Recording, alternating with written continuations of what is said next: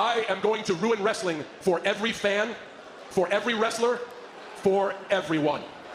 অনেকেরই হয়তো আজকের স্ম্যাকডাউন দেখার পর এটাই মনে হয়েছে যে টিকেও হয়তো সত্যি সত্যি এরকমই কিছু ভাবে, কারণ এতদিন ধরে ডাব্লিউডাব্লিউই যেটার জন্য সাসপেন্স বানাচ্ছিল যে কে র্যান্ডি অর্টনকে ফোন করছে, কার সাথে র্যান্ডি অর্টন কথা বলছে, সেটা আজকে স্ম্যাকডাউনে রিভিল হয়ে গেছে। আর সেটা আর কেউ না, সেটা ছিল প্যাট McAfee.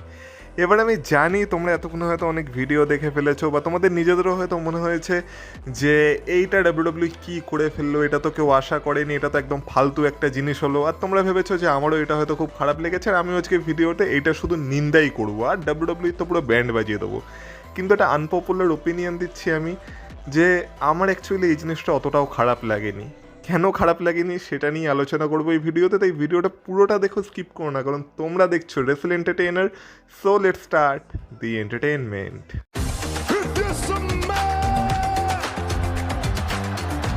Acknowledge me. Acknowledge me. You there, sitting at home. Acknowledge me. তাহলে এই পুরো ব্যাপারটা কিভাবে ঘটলো সেটাকে একদম প্রথম থেকে আলোচনা করা যাক। তো আজকে র্যান্ডি অর্টনকে আমরা স্ম্যাকডাউনের এপিসোডে দেখতে পেয়েছিলাম, যেখানে র্যান্ডি অর্টন তো সবার প্রথমেই আজকে কোডি রোডসের ক্যাচ ফেসকে চুরি করে নিয়েছিল। সবার প্রথমেই সে সেন্ট লুইসকে জিজ্ঞাসা করে যে what you want talk about. তারপর সে কোডি রোডস আর তার ম্যাচের কথা বলছিল, যে কীভাবে কোডি রোডস র্যান্ডি অর্টনের বেস্ট ভার্সনটাকে চেয়েছিল আর সেটাই কোডি রোডস পেয়েছে। আর এই ভার্সনটা কতটা ডেঞ্জারাস হতে পারে সেটা নিয়েই র্যান্ডি অর্টন কথা বলছিল। তারপর সেটাও বলছিল যে এই বছরের রেসেলমেনিয়াতে সে 15 টাইম ওয়ার্ল্ড চ্যাম্পিয়ন হতে চলেছে। আর তারপর সে অডিয়েন্সেরও এগেনস্টে গেছিলো যে এইটা আমি তোমাদের জন্য করব না, এইটা আমি করব আমার ফ্যামিলির জন্য। আর র্যান্ডি অর্টনের ফ্যামিলিও আজকে পুরো ফার্স্ট রোতে বসেছিল, তো বলে আমি আমার ফ্যামিলির জন্য এটা করতে চাই, আমি তোমাদের জন্য এটা করতে চাই না। কিন্তু আশ্চর্যের ব্যাপার হলো এইটাই যে অডিয়েন্সের এগেনস্টে যাওয়ার পরেও পুরো অডিয়েন্স আজকে র্যান্ডি অর্টনকে চিয়ার করছিল। উল্টে যখন কোডি রোডসের নাম আসছিল বা কোডি রোডসকে কোনোভাবে র্যান্ডি অর্টন মেনশন করছিল, তখন পুরো অডিয়েন্স বু করছিল। মানে কোডি রোডসকে তো এখন অডিয়েন্স মানে বাজেভাবে হেট দিতে শুরু করে দিয়েছে। যাই হোক না কেন, তারপর র্যান্ডি অর্টন বলে যে কীভাবে স্টেফিনি মিকম্যানকে সে দেখেছে যে সে কোডি রোডসের সাথে কথা বলেছে। স্টেফিনি মিকম্যান যে কথাগুলো বলেছে সেগুলো একদমই সত্যি। আর কোডি রোডস কোনোদিনই র্যান্ডি অর্টনের মতো হতে পারবে না, যদিও কোডি রোডস এখন হয়তো নিজের ভয়েসকে শুনতে পাচ্ছে তার মাথায়, কিন্তু তবু সে কখনো র্যান্ডি অর্টনের মতো হতে পারবে না, কারণ র্যান্ডি অর্টন হলো একটা কিলার, যেটা কোডি রোডস না। তো এইসব কথা বলতে বলতে আমরা দেখতে পাই যে সেখানে কোডি রোডসের থিম সং বেজে ওঠে আর সেখানে কোডি রোডস চলে আসে। আর কোডি রোডস আজকে পুরো রাগের সাথে এসেছিল, মানে আগের উইকে যেটা সে শুরু করেছিল সেটাকেই আজকে সে শেষ করার জন্য এসেছিল। তো আমরা দেখতে পাই কোডি রোডস রিংয়ে যায় আর কোনো কথা হয় না, সোজা কোডি রোডস আর র্যান্ডি অর্টনের মধ্যে ব্রল শুরু হয়ে যায়। আর আজকে কোডি রোডসেরই আপার হ্যান্ড ছিল। এবার আমরা দেখতে পাই সেখানে নিক অল্ডিস আর ডাব্লিউডাব্লিউর অফিসিয়ালসরা তো আসতেই, কারণ এটা তো এখন রোজকার জিনিস হয়ে গেছে। কিন্তু অপেক্ষা ছিল সবার তারই যে কে র্যান্ডি অর্টনকে ফোন করছিল বা কার সাথে র্যান্ডি অর্টন কথা বলছিল। তারই মাঝে আমরা দেখতে পাই যখন কোডি রোডস র্যান্ডি অর্টনকে একদম রিংয়ের কর্নারে নিয়ে গিয়ে মারপিট শুরু করে দিয়েছিল, মানে র্যান্ডি অর্টনকে মারছিল, তখন প্যাট ম্যাকাফি মাঝখানে কোথার দিয়ে একটা বেরিয়ে আসে। আর আজকে প্যাট ম্যাকাফি র্যান্ডি অর্টনের সেই টি শার্টটা পরেছিল যেখানে সে আর কেউ রক্তাক্ত অবস্থায় লেখা আছে।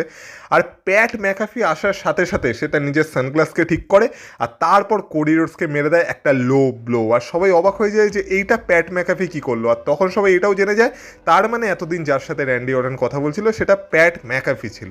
এবার এই মুহূর্তে সবাই দুটো অংশে ভাগ হয়ে যায়। এক অংশ তো পুরো সারপ্রাইজ হয়ে যায় যে এটা কী হলো, আর এক অংশ ভাবতে থাকে যে এটা প্যাট ম্যাকাফি ছিল। মানে আমরা কতজনের নাম ভেবেছিলাম, আমরা দ্য রকের নাম ভেবেছিলাম, ভিন্স মিকম্যানের নাম ভেবেছিলাম, ট্রিপল এইচের নাম ভেবেছিলাম। আচ্ছা এইসব নাম তো বড় বড় নাম, এইসব নাম ছেড়ে দাও। তাছাড়া আমরা ভেবেছিলাম র্যান্ডি অর্টনের বাবা বব অর্টন হতে পারে, বা হয়তো টেড ডিভিয়াসি জুনিয়র হতে পারে, বা হয়তো কেভিন ওয়েন্সের মতো সুপারস্টাররা হতে পারে, কিন্তু এরা কেউ না। এইটা অবশেষে বেরোয় প্যাট ম্যাকাফি। আর সেখানেই সবার রাগ যে এটা প্যাট ম্যাকাফি কী করে হতে পারে, কারণ প্যাট ম্যাকাফির সাথে তো র্যান্ডি অর্টনের অতীতে কোনো সম্পর্কই নেই, তার সাথে র্যান্ডি অর্টনের কোনো ইতিহাস নেই, তাহলে প্যাট ম্যাকাফি কেন এসেছে?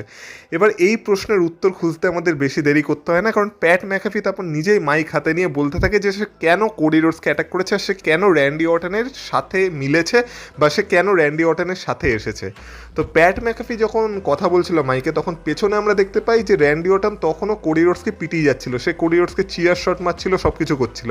মানে কোডি রোডসের অবস্থা তো র্যান্ডি অর্টন আজকে পুরো খারাপ করে দিয়েছে। তো সেটা যাই হোক না কেন, প্যাট ম্যাকাফি কী বলেছে সেটা একটুখানি দৃষ্টিপাত করা যাক। তো প্যাট ম্যাকাফি আজকে বলেছে যে প্যাট ম্যাকাফি কিছুদিন আগে একটা কিউএনএতে বলেছিল যে সে মনে করছে যে সে আর ডাব্লিউডাব্লিউতে হয়তো ফিরবে না, কারণ ডাব্লিউডাব্লিউর বিজনেস তার থেকে অনেক এগিয়ে গেছে আর সে আর এই বিজনেসে বিলং করে না।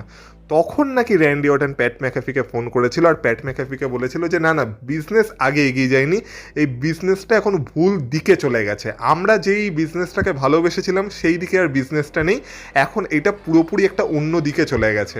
আর তারপর প্যাট ম্যাকাফি বলে যে সে কীভাবে একজন অ্যাটিটিউড এরার ফ্যান, সে যাদেরকে দেখে বড় হয়েছে তারা কেউ এখন এই বিজনেসে আর নেই, আর সে যেই ডাব্লিউডাব্লিউইটাকে দেখে বড় হয়েছে সেই ডাব্লিউডাব্লিউই আর নেই, সে এখন যখন টিভি খোলে ডাব্লিউডাব্লিউই দেখার চেষ্টা করে তখন প্রোডাক্টটা এতটাই বাজে হয়ে গেছে যে সে আর সেটা দেখতে পারে না।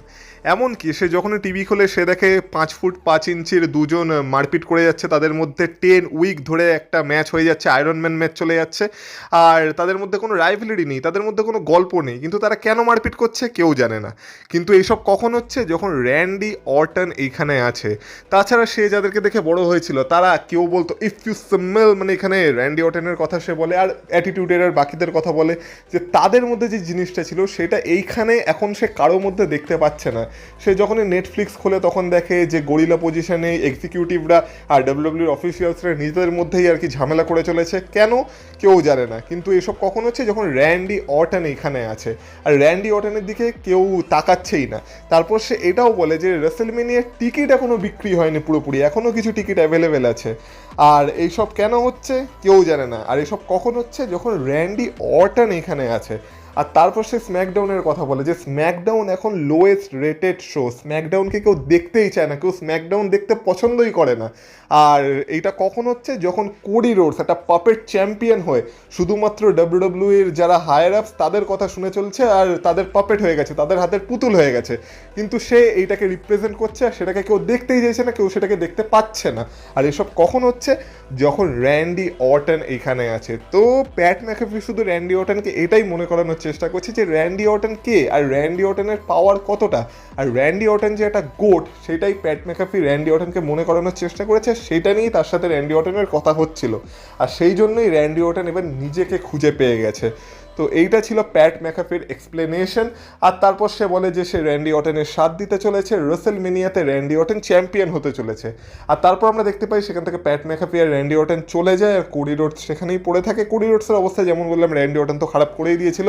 আর আজকে প্যাট ম্যাকাফি আরেকটা কথাও বলে দিয়েছে তার সোশ্যাল মিডিয়া অ্যাকাউন্টে, যে যদি র্যান্ডি অর্টন রেসেলমেনিয়ায় 15 টাইম ওয়ার্ল্ড চ্যাম্পিয়ন না হতে পারে তাহলে প্যাট ম্যাকাফি ডাব্লিউডাব্লিউইতে আর কোনোদিন আসবে না, কোনোদিন তার মুখ দেখাবে না। তো এত বড় একটা স্টেটমেন্ট দিয়ে দিয়েছে। এবার এর পরেও যদি র্যান্ডি অর্টন রেসেলমেনিয়ায় হারে তাহলে আর কারো কিছু বলার নেই। কিন্তু এই যে এবার কথা বলা যাক যে এইখানে এই প্যাট ম্যাকাফির আশায় তাহলে সবাই এত রেগে কেন আছে। দেখো, সবার প্রথমে যাতে তোমরা আমাকে না ক্যান্সেল করে দাও তার জন্য আমি বলে রাখি যে আমি ডিসিশনটাকে সাপোর্ট করছি না যেখানে প্যাট ম্যাকাফি এসেছে, কারণ এখানে সত্যি আরও অনেক বড় বড় নাম আসতে পারতো। যেমন বললাম আমরা অনেক বড় বড় নামের আশা করেছিলাম, কিন্তু সেখানে প্যাট ম্যাকাফিকে দেখলে রাগাটা স্বাভাবিক, সেটা হবেই। তাছাড়া এটা যেহেতু রেসেলমেনিয়ার সিজন চলছে, তাই রেসেলমেনিয়ার সিজনে তো আমরা অনেক বড় বড় জিনিস এক্সপেক্ট করে থাকি। এবার সেখানে যদি প্যাট ম্যাকাফিকে নিয়ে আসে তাহলে সেটাই তো মানুষজনের রাগাটা স্বাভাবিক, আর সেটা অবশ্যই কারো পছন্দ হবে না, যেখানে লোকের এক্সপেকটেশন অনেক বেশি ছিল। তাছাড়া যেমন শুরুতেই বললাম যে প্যাট ম্যাকাফির সাথে তো র্যান্ডি অর্টনের কোনো ইতিহাস বা কোনো কানেকশনই নেই, তাহলে প্যাট ম্যাকাফি কেন র্যান্ডি অর্টনকে হঠাৎ করে সাহায্য করতে গেল? আর প্যাট ম্যাকাফির কথা র্যান্ডি অর্টন শুনবেই বা কেন? কারণ র্যান্ডি অর্টন তো প্যাট ম্যাকাফির থেকে অনেক বেশি এক্সপিরিয়েন্সড। উল্টে যখন র্যান্ডি অর্টন ডাব্লিউডাব্লিউইতে এসেছিল তখন প্যাট ম্যাকাফি এর ধারে কাছেও ছিল না, প্যাট ম্যাকাফি তো সেই দিনের আশা বালক, তাহলে তার কথা কেন র্যান্ডি অর্টন শুনবে? এই সব রিজন মিলে সবার এই ডিসিশনটাকে একদমই ভালো লাগেনি, আর আমি বুঝতে পারছি কেন ভালো লাগেনি, আর সেটাই স্বাভাবিক। আমি সেটার এগেনস্টে বলছি না তোমাদের যে তোমাদের এটা ভালো লাগতেই হবে, তোমাদের ভালো না লাগাটাই স্বাভাবিক। কারণ কেউ যখন অনেক বড় কিছু এক্সপেক্ট করে থাকে আর তার বদলে প্যাট ম্যাকাফি চলে আসে তখন সেটা তো খারাপ লাগবেই। আর এই জিনিসটাই কোডি রোডস পরে তার প্রোমোতে বলেছিল, যেখানে কোডি রোডস পরবর্তীকালে একটা প্রোমো কার্ড করেছিল, আর সেখানে কোডি রোডস এটা বলেছিল যে এতদিন ধরে আমরা যাকে খুঁজছিলাম যে কে র্যান্ডি অর্টনের সাথে কথা বলছে সেটা লাস্টে বেরোলো কে প্যাট ম্যাকাফি। এটা অনেকটা সেরকম হয়ে গেল না যে এতদিন ধরে স্কট হল আর কেভিন ন্যাশ এনডব্লিউর একটা থার্ড মেম্বারের কথা বলছিল, আর সেখানে হাল্ক হগান না বেরিয়ে সেখানে বেরিয়ে গেল ডিস্কো ইনফার্নো। তো অনেকটা এরকম টাইপেরই ব্যাপার হয়ে গেল না, আর অ্যাকচুয়ালি তো সেরকম টাইপেরই ব্যাপার হয়েছে, আর এই জন্যই মানুষজন পছন্দ করছে না। তারপর কোডি রোডস আরও বলে যে কোডি রোডস জানে যে প্যাট ম্যাকাফি কাদের কথায় এসেছে, মানে এখানে ডাব্লিউডাব্লিউর আরও হায়ার আপসদের কথা বলে, আর এইখানেই না একটা হিন্ট আছে যেটা নিয়ে একটু পরে কথা বলছি যে আমার কেন প্যাট ম্যাকাফির ডিসিশনটা ভালো লেগেছে, তখন এটাকে আরও ভালোভাবে বিশ্লেষণ করব। কিন্তু এখানে কোডি রোডস বলে যে সে জানে যে প্যাট ম্যাকাফি কাদের দ্বারা চালিত হচ্ছে বা কাদের কথা শুনে এসেছে, কিন্তু সেটাও বলে দেয় যে র্যান্ডি অর্টন, প্যাট ম্যাকাফি আর যারা তাদেরকে চালিত করছে তারা সবাই যেন কোডি রোডসের পাছায় চুমু খায়, কারণ কোডি রোডস কোনো কেয়ার করে না। আর কোডি রোডস এটাও বলে যে এটা কি একটু বেশি হয়ে গেল, এরপর তারা কি করবে, তারা কোডি রোডসকে ফায়ার করে দেবে, কোম্পানি থেকে বের করে দেবে, যেটা তারা আগে একবার করেছিল কিন্তু তাতে কোনো লাভ হয়নি। তো কোডি রোডস বলে যে এবার কোডি রোডসও নিজের ভয়েসেসকে তার মাথায় শুনতে শুরু করে দিয়েছে, আর আমরা হয়তো এটা কখনোই শুনতে চাইবো না যে সে অ্যাকচুয়ালি কী শুনতে পাচ্ছে এখন তার মাথার ভেতর। মানে কোডি রোডসও এটা পুরো ক্লিয়ার করে দিয়েছে যে এবার কোডি রোডস তো আর সহজে প্যাট ম্যাকাফি আর র্যান্ডি অর্টনকে ছেড়ে দেবে না, এবার সেও বড় কিছু করতে চলেছে। আর এর মাঝখানে কোডি রোডস আরও বলেছিল যে স্টেফিনি ম্যাকম্যান তাকে বোঝানোর চেষ্টা করেছিল যে তাকে একটা বাজে গায়ে হতে হবে বা ব্যাড গায়ে হতে হবে, আর সে কীভাবে ব্যাড গায়ে হবে সে নিজেও জানে না, তাকে কি তার চুল কালো করতে হবে, মানে সে কীভাবে তার হিল টার্ন করবে সেটা সে এখন ভুলে গেছে, কারণ সেটা সে আর করতে পারে না, তার মধ্যে আর সেই ব্যাপারটা নেই। সে এখন একটা ফ্যামিলি ম্যান হয়ে গেছে, সে এখন বাবা হয়ে গেছে, আর এটা তার ড্রিম জব, তাই সে এখন জানে না যে কীভাবে এই অডিয়েন্সের এগেনস্টে টার্ন করতে হয়, মানে তার যে হিল টার্ন খুব সহজে হবে না, সেটাই আর কি কোডি রোডস বলছিল। কিন্তু এইভাবে আজকে এই ফিউডের ইন্টেন্সিটি তো বেড়ে গেছে, অনেকে বলছে এই ফিউডটা নাকি নষ্ট হয়ে গেছে, কিন্তু আমি তো বলবো এই ফিউডটার ইন্টেন্সিটি উল্টে বেড়ে গেছে, নষ্ট কোনো অংশেই হয়নি। কারণ এতদিন ধরে র্যান্ডি অর্টন আর কোডি রোডসের মধ্যে সেই ইতিহাস, তারা মেন্টার, একজন স্টুডেন্ট, মানে এইসবই চলছিল, কিন্তু এবার দুজনকে মারার একটা কারণ লেজিট পেয়ে গেছে, মানে র্যান্ডি অর্টন তো পেয়ে গেছিলো, এবার কোডি রোডস তো র্যান্ডি অর্টনকে অত সহজে ছেড়ে দেবে না, তো কীভাবে এই স্টোরিটার ইন্টেন্সিটি কমে যেতে পারে। কিন্তু এবার আসল কথায় আসা যাক যে কেন আমার প্যাট ম্যাকাফির এই আসার ডিসিশনটা ভালো লেগেছে, যেখানে কেউই এটাকে অতটা পছন্দ করছে না। তো দেখো, আমি সত্যি কথা বলতে ডাব্লিউডাব্লিউই থেকে এখন বেশি কিছু এক্সপেক্ট করা ছেড়ে দিয়েছি, আমার আর এক্সপেকটেশনই সেই হাই লেভেলের থাকে না। হ্যাঁ, যেহেতু আমি ভিডিও বানাই তোমাদেরকে বলতে হয়, তাই আমি সরি বলছি যে আমি তোমাদের এক্সপেকটেশন হয়তো অনেক বাড়িয়ে দিয়েছিলাম। আর আমার যেগুলো মনে হয়েছিল যে যেহেতু রেসলমেনিয়া সিজন চলছে, কে কে এই র্যান্ডি অর্টনের মিস্ট্রি কলার হয়ে বেরোতে পারে তাদের নাম নিয়ে আমি ভিডিওগুলো বানিয়েছিলাম। কিন্তু সত্যি কথা বলতে আমারও ভেতরে ডাউট চলছিল যে সত্যি কি ডাব্লিউডাব্লিউ এত বড় কিছু রেসলমেনিয়ার আগেই ঘটিয়ে দেবে। তো এখানে প্যাট ম্যাকেভি বেরিয়েছে, আমি তো বলবো এটা আরও উল্টা ভালো হয়েছে, কারণ আমি আগের বছর অলরেডি জন সিনার সাথে স্কট হলকে দেখে নিয়েছিলাম, তো তার থেকে তো আমি বলবো এটা অনেক বেটার। এবার তোমাদের মধ্যে যারা যারা এখানে দ্য রককে আশা করছিলে, তো কেন করছিলে প্রথম কথা আমি তো সেটা জানি না। হ্যাঁ, মানছি রকের আসার একটা সেন্স বানাতো, কিন্তু রক যদি আসতো, এবার তোমরা ভাবো আগের বছর যেটা হয়েছিল যে এলিমিনেশন চেম্বারে রক এলো, জনসনের হিলটন হলো, তারপর সারা বছর এমনকি আজ অব্দি রকের আর দেখা নেই। তো রক যদি আজকে আসতো, আজকে যদি রক আর ওই দিক থেকে কোডি রোডসের মধ্যে আমরা কোনো অ্যাঙ্গেল দেখেও নিতাম, তারপর যদি রক আর রেসলমেনিয়াতে না আসতো বা রেসলমেনিয়ার পরেও আমরা রকের দেখা আবার না পেতাম, তখন সবাই গালাগালি কাকে দিত? রককে দিত। তখন বলতো যে ডাব্লিউডাব্লিউ আবার এটা গল্প শুরু করেছে কিন্তু সেটাকে শেষ করেনি, তো রক আবার কেন আসতে গেল, এইসবই পরবর্তীকালে বলতো। তো রক আসেনি, একদিকে তো ভালোই হয়েছে, কারণ প্যাট ম্যাকেভি অন্তত রেসলমেনিয়া অবধি তো থাকবে।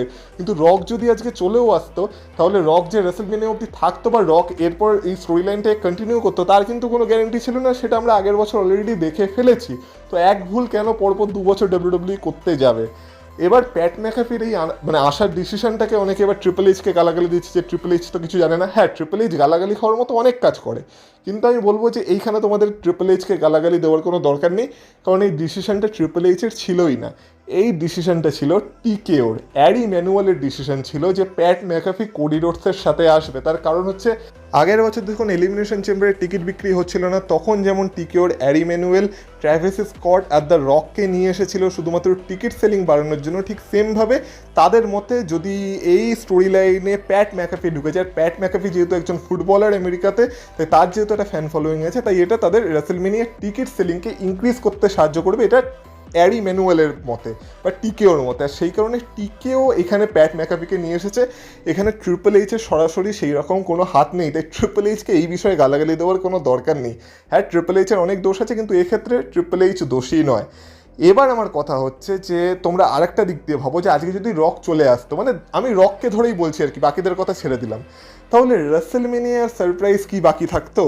কারণ আজকে যদি রক চলে আসতো, তার মানে এটা তো মানে হয়তো গ্যারেন্টি ছিল যে রেসলমেনিয়া তো রক আসতে পারে। হ্যাঁ, এবার আসতো কি আসতো না সেটা পরের ব্যাপার, যেমন বলতাম রক হয়তো আর সারা বছর দেখাই দিত না, সেটাও সম্ভব ছিল। কিন্তু যদি এরকম হতো যে রক কন্টিনিউ করছে স্টোরিটাকে, তাহলে রেসেলমেনিয়া এটা তো অবভিয়াস ছিল যে রক আসবেই আসবে, তো সেক্ষেত্রে সারপ্রাইজ কী হতো।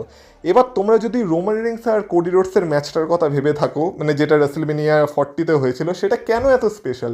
কারণ সেখানে আমরা জানতাম যে রক তো আসবে, কিন্তু রক ছাড়া যারা এসেছিল তারা আনএক্সপেক্টেড ছিল। সেটা জন সিনা হোক, সেটা আন্ডারটেকার হোক, বা সেথ রলিন্সের শিল্ড গিয়ারে আসা হোক, সেগুলো পুরো আনএক্সপেক্টেড ছিল। সেই কারণে তো ম্যাচটাকে আমরা আজ অব্দি মনে রাখি।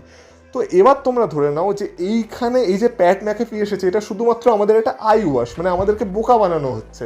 আমরা এখন ডাব্লিউডাব্লিউকে যে হেড করবো, এটা তো ডাব্লিউডাব্লিউও জানে যে সবাই বড় বড় এক্সপেক্ট করে বসেছিল, সেখানে প্যাট ম্যাকাফি চলে এলো। কিন্তু প্যাট ম্যাকাফি যদি কারো রিপ্রেজেন্টেটিভ হয়ে আসে, যে আসল খেলা অন্য কেউ খেলছে, আপাতত প্যাট ম্যাকাফি এসেছে, রেসেলমেনিয়া প্যাট ম্যাকাফি রিং সাইডে থাকবে, সব কিছু প্যাট ম্যাকাফি করবে, কিন্তু যখন প্যাট ম্যাকাফির হাতেও আর কিছু থাকবে না, তখন যে ফাইনাল বস, এবার সেটা তার রক হোক বা সেটা ভিন্স মিকম্যান হোক। এবার যেমন কোডি রোডস বলেছে যে সে জানে যে কে প্যাট ম্যাকাফিকে চালনা করছে, এবার সেটা যেমন রক হতে পারে, তেমন সেটা ভিন্স মিকম্যানও হতে পারে। কারণ আমি কিছুদিন আগে একটা ভিডিও বানিয়েছিলাম যেখানে আমি তোমাদের বলেছিলাম যে কীভাবে রক আর ট্রিপল এইচের এই যে একটা ভিন্ন ভিশন আছে মাথায়, যে একজন এক টাইপের ডাব্লিউডাব্লিউ দেখতে পছন্দ করে, আরেকজন আরেক টাইপের ডাব্লিউডাব্লিউ দেখতে পছন্দ করে, তো এরা দুজন ভাগ হয়ে যেতে পারে। যেখানে আজকে প্যাট ম্যাকাফি যে ইস্যুগুলোকে তুলেছিল, এগুলো কাদের ইস্যু? এগুলো তো আমাদেরই ইস্যু। এই কমপ্লেনগুলো তো আমরাই করেছি।